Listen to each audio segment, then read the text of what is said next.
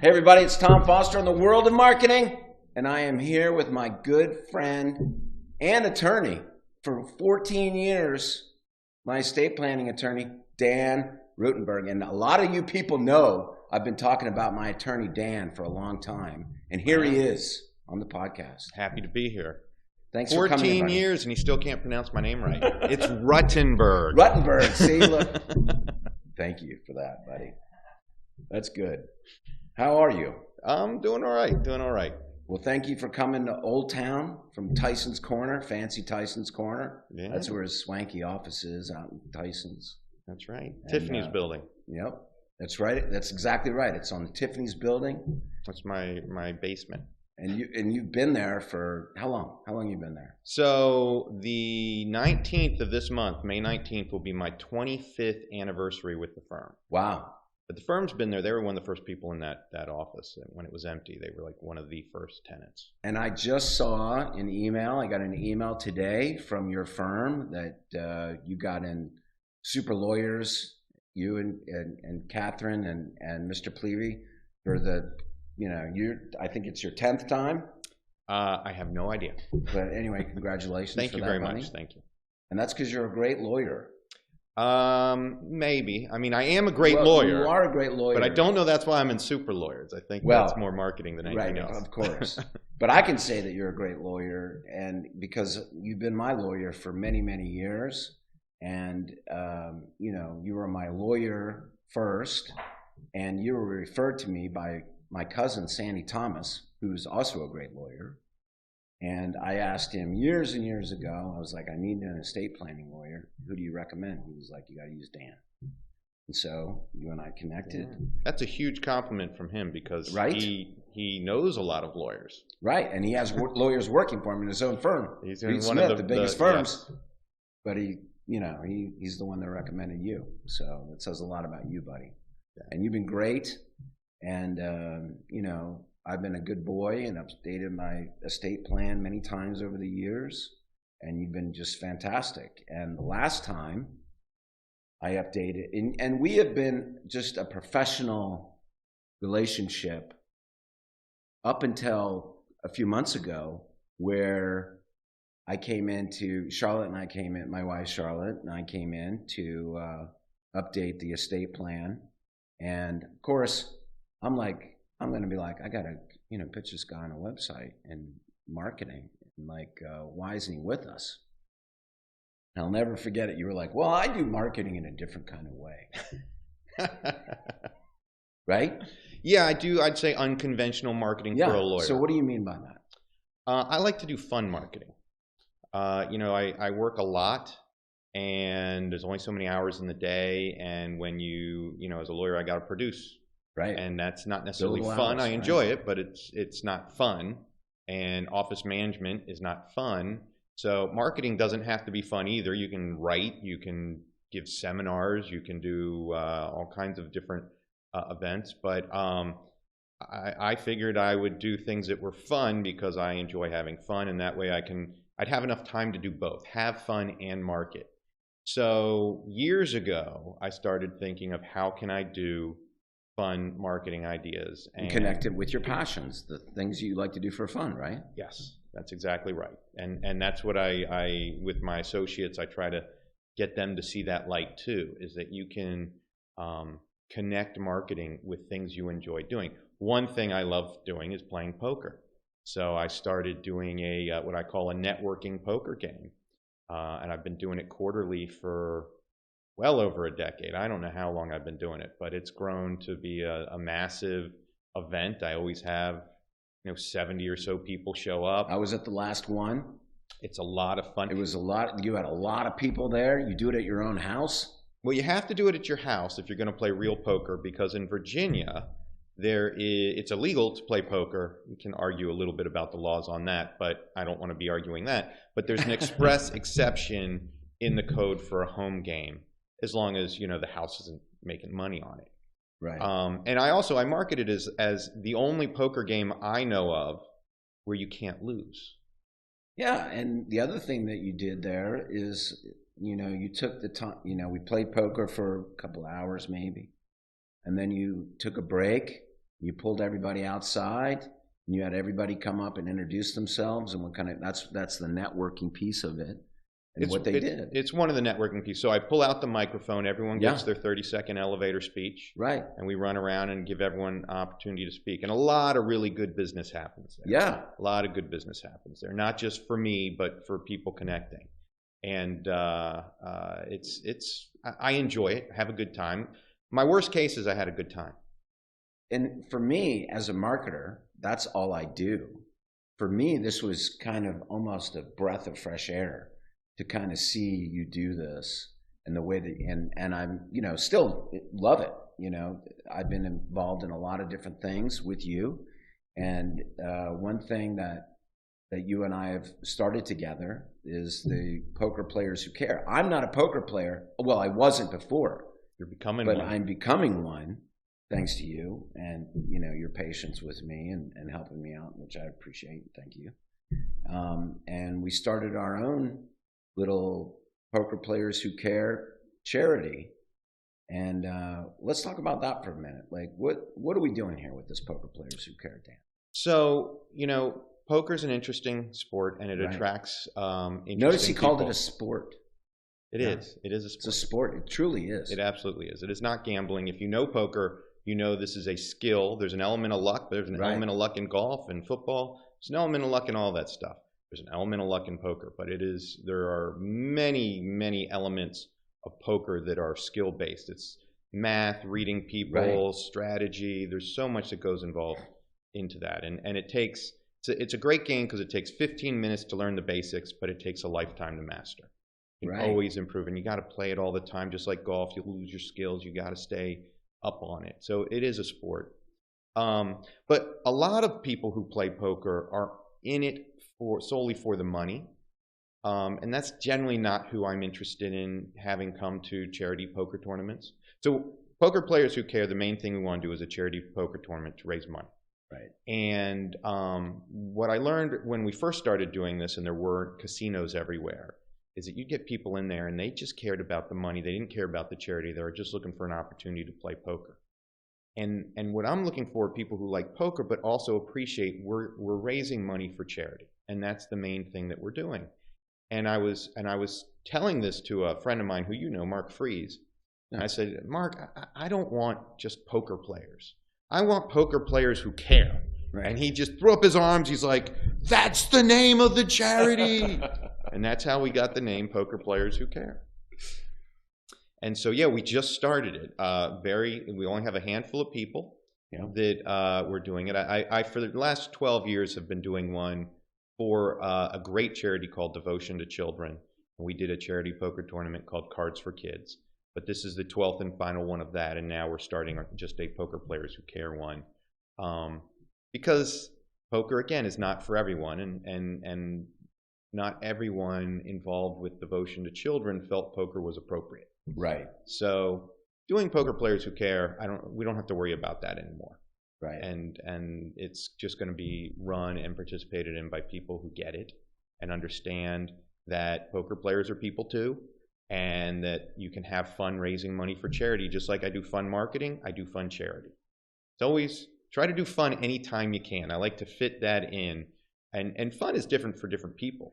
Some people, fun is maybe doing a cooking class or cooking, or maybe doing sitting around smoking cigars, or it could be a book club or those sorts of things. That's not necessarily my cup of tea, but for me, poker is a lot of fun, and I enjoy socializing and parties. And so I do a few different levels of marketing, and the most professional level of social marketing I do is, I would say, networking poker, as well as the charity poker tournaments. Well, I'm excited because you asked me to get involved in the Poker Players Who Care. And you're doing an amazing job, by the way, well, thanks, at the buddy. start. You have come in with your money and your time and your expertise. And we're building the website. We got the logo. We worked on the logo together. We're working on the website now. And so we're just getting started with this, everybody, but more to come about the Poker Players Who Care. But Tom's a great guy, because I've done charity for a long time, and you get a lot of people that talk a big game, but they don't walk a big game. And you're walking, you talk the talk, but then you walk the walk. Well, thanks, buddy. I see the difference, and I appreciate that. And you are going to be a huge asset in this. So I'm really excited. I'm excited to learn. Like for me, it's a whole new world, and it's neat. And I met a lot of very interesting, nice people in your world. You've introduced me. You've opened up your world, and Dan knows a lot of people. And so, going back to marketing, when we first started talking about, you were like, well, I market things differently, and it was very interesting to me. And I see now what you mean by that, because I didn't really see before, but now I do. And so as an estate planning lawyer, it's really about referrals. It's really about, that's what you're about, is about getting referred. So right? there's two ways a lawyer can get business. You can go out and go after individual clients. You can give seminars to clients. You can go out and network with people who are potential clients. And there are people that do that and are successful doing that. The other way is to go after centers of influence or spheres of influences, and that's what I've basically done. And that is, instead of going after a client, I go after someone who can refer me client after client after client, right, like a CPA, right, or a financial advisor or something along those lines. So those are sort of the top people that I would market to. If I'm giving a seminar, I want to give a seminar to CPAs. I don't want to give a seminar necessarily to a bunch of CPAs clients, although I do that if a CPA wants me to, because I want to take care of the people that take care of me. So there's that piece of it, and I do market to those people. And when you're marketing to people who you're looking to refer to you as opposed to become your client, you don't have to be quite as professional. No one wants to necessarily give business to someone that they're having drinks with. Okay, that's a sensitive thing to do with someone who you're about to entrust with all of your assets and the financial planning and your children's safety after you die. And I mean, these are heavy issues. So you're looking for someone who knows their stuff, and you don't want to give the impression that you don't care or something along those lines. But when you're working with financial advisors and CPAs, who are people too, and they want to have a good time too, they understand that there's time and place. And you can have a good time, and you can cut loose with people like that who are doing the same thing with you, but as long as you're professional in front of the clients, which that's, of course, that's what you do. But you have to understand time and place if you're going to do any kind of marketing like I do, which is, sometimes you let loose and you act a little crazy, but you don't do that in front of your clients. You would never do that in front of your clients. I'll say this though: the number one rule is that people work with people they like. And so you're a likable person, and you have a great skill. You're making me blush. Well, it's true. And this is another reason why you get clients, is you're very likable, and you're very, like I said, before we became friends, I was very impressed with your lawyering ability. You know your shit. And I just liked you, and that is an important rule. And you said there's two ways to get clients. There's another way, and that's Google. And that's, the other way is people doing searches and finding exactly, specifically, the attorney or the help that they need. Yes. I don't do a lot of that. I mean, Not yet. We're working on that. But the bulk of my clients, I mean, my most numerous client. But that's the thing, is like, you've just done such a great job with it, doing it your way, which is, and that's kind of what I'm saying to the audience, is that you have grown your practice so successfully without Google. You have done this. That's true. Yeah, you've done it without Google. You've done it without search. You've done it without being on page one for, Virginia estate planning attorney or whatever, that everybody thinks that's where it is. And you've done it in a completely different way, which is very intriguing to me, because I'm all about Google and all about search and all that stuff. So that's where I want to, learn from you, and I want, you to learn from me, so we can combine our strengths and, just get even better for you. Yeah, no, I think that's great. And I would love to do that. Because I've always been skeptical of that, and it's probably because I don't do it well. Because you just have never done it, right? Yeah, well, we've or had maybe some. You've never trusted somebody, or you've had some bad experiences. I wouldn't say that. We have a marketing company, and they do put things out on there, and I've on occasion gotten someone who's found me that way. As I was saying, my most numerous client has a taxable estate between 10 and 50 million. And I represent a lot of people with much more, and I represent a lot of people with a lot less. But that's sort of my sweet spot. And that's your perfect client. It's just, I don't know, maybe that's what that's what we would call the perfect client. Like, yeah.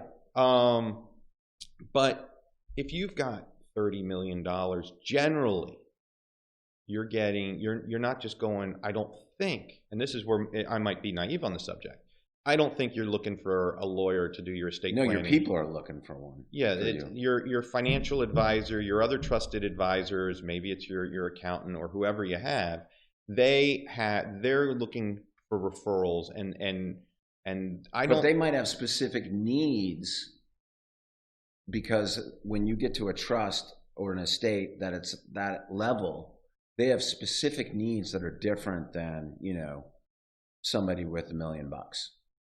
They have different needs. Some yes and some no. And because we have lots of estate planning lawyers that get found on Google and YouTube because of specific types of searches, because they represent these types of clients at this level. Mm-hmm. And people are searching because they haven't been able to find, even though they've gone through referrals after referrals, they haven't been able to find the right person for them. And so that's what I'm saying is, I think it's fantastic, everything that you've done and you will continue to do to market yourself in the way that you have. But this is a kind of a new frontier for you out there, Google land, Google land isn't basically, I would say, Google land, untapped resource. I'd say that's an untapped resource. Yeah, for sure. And if there's a way to tap it. It's funny because a lot of our clients, not to go back on us, but a lot of our clients have got Google land down, but they don't have down what you're doing. And it's kind of like what you're doing is what we're trying to get them to do, which is be involved in your community. Like, I would call all the marketing that you do community-based marketing, because that's what you're doing. And, as you said, spheres of influence. You're getting with the people that will refer you business. And that is a little bit more sophisticated than, let me write a bunch of content for Google. You see what I mean? It's an interesting switch. Isn't it, Thomas? It's an interesting switch based on, other people, other clients that we work with, because other clients are just really focused on, how do I get, page 1 for blah estate planning attorney and, long tail search. And they're not even thinking about getting involved in the community, or that's like a nuisance to them. Whereas that has been your priority and that has been your focus. And that's what I think is so cool and unique about you. Well, one of the things, and I think this would apply to anyone out there that wanted to go down sort of the road of marketing that I'm doing, whatever the event is the giver's gain concept. Yep. The more you give, yes, the more you get. So when I first started, I said, remember, networking poker, the only poker game where everybody wins, right? You can't lose. And the reason I said that is because it's a $20 buy-in, but there's open bar and food. And so no matter what happens, you're getting way more than $20 worth. Plus you get fantastic networking and all these people, and I open up my house to you. I mean, way more than $20 value. So you really can't lose there. And every time I first say that to people, they look at me like, whatever. And then I tell them that, and they're like, oh yeah, that's a win. There's no way you do that. And, that costs me a lot of money, obviously, to put on. but I get so much more out of it. I mean, I win too. I wouldn't. But that's not the only thing that you do. You do lots of other events. You do all kinds of events. You got an event this weekend. I do. The event well, first of all, very popular. You never know where your next client's coming from. That's right. And it could come from someone who, and I'm not trying to disparage anyone, but someone who you might not think knows somebody with, $20 to $30 million might be, someone who is working at 7-Eleven or a bartender or a waiter or anything, because they don't necessarily, because of their work, run into that. But maybe they have family members, maybe they just have friends. You never know. And I treat everyone the same. Yeah. I don't care where you come from. Eventually things come. And there's sometimes you never get a referral from anyone. And the sole reason I'm doing this stuff isn't business, because I do enjoy it. I get a lot from it. I get from it not just the fun of doing it, but I also enjoy helping people, just like you. It's fun, and you take it helps you feel with your self-worth when you are helping other people, whether it's helping them get business, mentoring them, letting them have a good time during a tough time like COVID, and having just a place for that. A place to go. I take, pride in that. So it's not just about, generating business. All of these things come together, but business is also a part of all these things. You just never know where it's going to come from. You made your business fun. You made your business fun. I could be an event planner. Right? I definitely could be an event planner. You could be. So then I go into, this weekend is Cinco de Mayo. Right. I'm having a Cinco de Mayo party. Yep. And it'll just be less structured. There isn't any formal business. I don't advertise my business. When I do that, I don't, no one's got a mic where they're talking about what they do. There's nothing like that. It's just fun. But still, it helps you get out there and be better known and all of that stuff. Well, but people talk, they're all adults, and people talk about, they're all adults. These are 40, 50-year-old adults that are hanging out, and everybody's, I've been to a bunch of your parties, and everybody's like, what do you do? What do you do? What do you do? And that's how you end up getting connected. And just in the short period of time that I've been hanging out with you, I've already made a lot of connections myself. And so I personally have benefited. I know that you've benefited greatly over the years. One of the things I wanted to talk about too is, and so I'm going to kind of switch gears. Go ahead. It's your podcast. Yeah. And this is a great lesson, because one of the things that is difficult for estate planners, they're always trying to get new clients, right? Always trying to get new estate plans. And that is one of the challenges with estate planning. But it's also making sure that they're taking care of their existing clients, because things change. So for instance, you've been my lawyer for 14 years. I think I've updated it 2 or 3 times. Mm-hmm. I think over the years. But there's been a great lulls in between the times. And last time I updated it, you talked to me about this new plan that you have of, instead of me, coming to you or oh, I got a problem, instead of you trying to fix a problem after it happens, you've got a yearly review plan, right? Yeah. So talk a little bit about this new program, because I think this is great for other estate planners to hear what you're doing. Yeah. So automatic review is what I call it. Right. And basically, for an annual fee. No. So let's go through so I can put it in context. Thank you. When you do somebody's estate plan, the first thing you do is you meet with them, you figure out what the right plan is, you draft up the documents, and then you get them signed. And then it's also very, very important, without going into all the details as to why, that you go through everyone's asset titles and beneficiary designations and make sure that those things match the plans, because you can get some very unintended, unwanted consequences if you don't do that. And a lot of people don't do that. They get a will and they think they're done. And that's one of the reasons I think some of these like online do-it-yourself things are so dangerous, because it gives people a false sense of security. They don't do it properly. And just to give the simplest example, a lot of people's largest asset is often a retirement account or a life insurance policy. And maybe they do a will which says, I want stuff held in trust for my children until they reach an appropriate age. But then they name the children as the beneficiary of that retirement account or the life insurance policy, and they bypass their will, and those kids get at age 18. So that's just an example of really bad unintended consequences. So I make sure we do that, and then we follow that up with, I always follow that up with a letter, which is literally bullet point by bullet point. Your house should be this way, your brokerage accounts, your bank accounts, your card titles, all that stuff. And so after you do that, then it's good to do a review periodically. And when we do a review, we pull out your documents, see if they still say what you want them to say, or the people you've appointed as your fiduciary still appropriate. And then we pull out that letter and we go through the asset titles and make sure things are up to date. Some people get some new assets. Maybe they didn't follow through on certain things. And so we go ahead and then make new recommendations, do a new letter. And that's kind of the process. And yeah, traditionally people would disappear.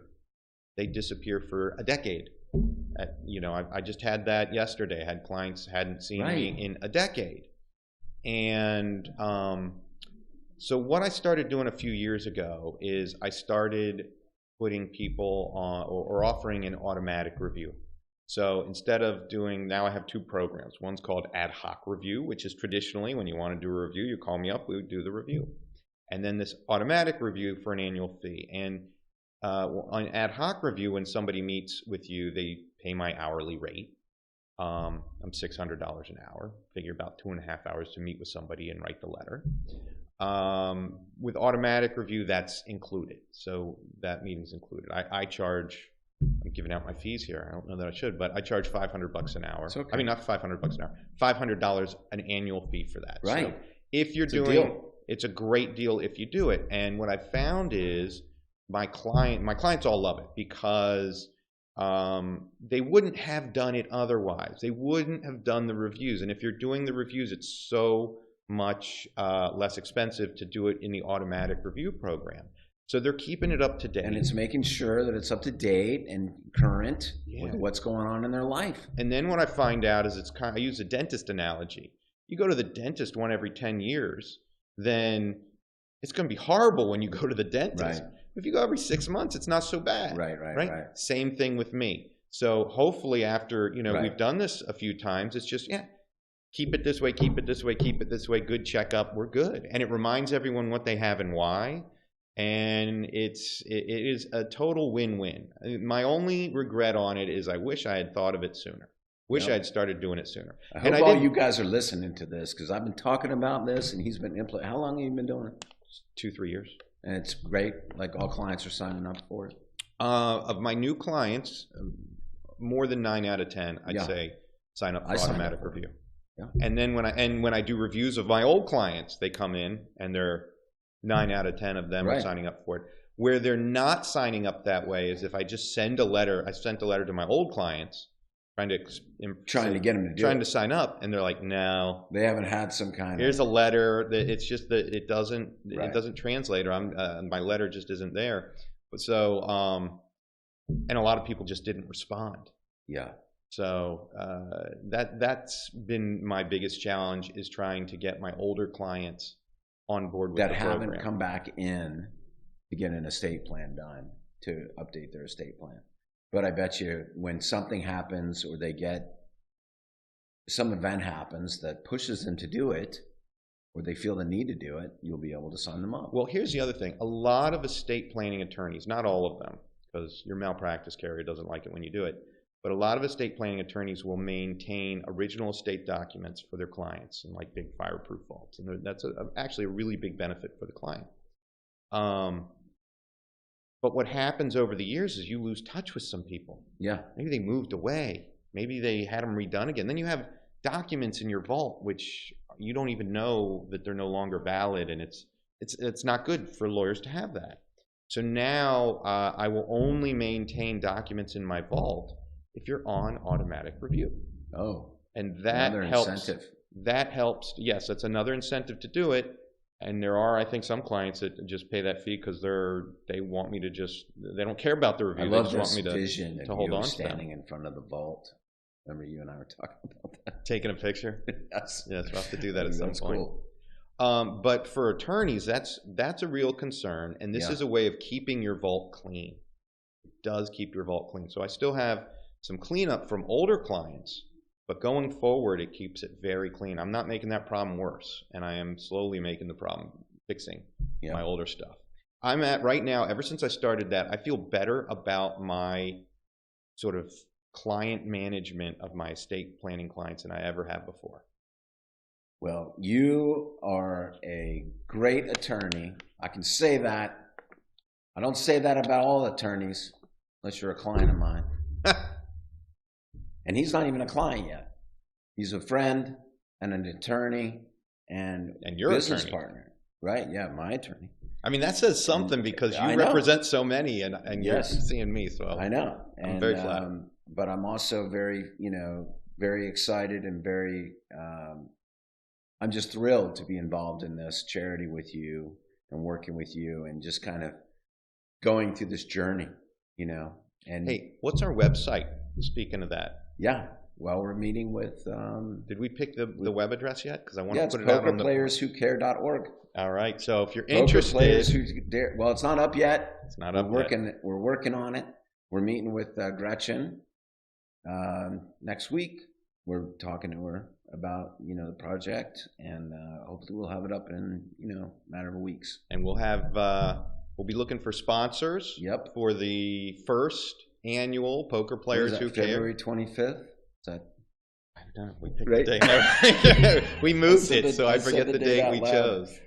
I think it is. February 25th. But we'll be looking for sponsors of that, and this year the bulk of our money is going to go to Devotion to Children, that other charity I told you about. February 25th, poker tournament.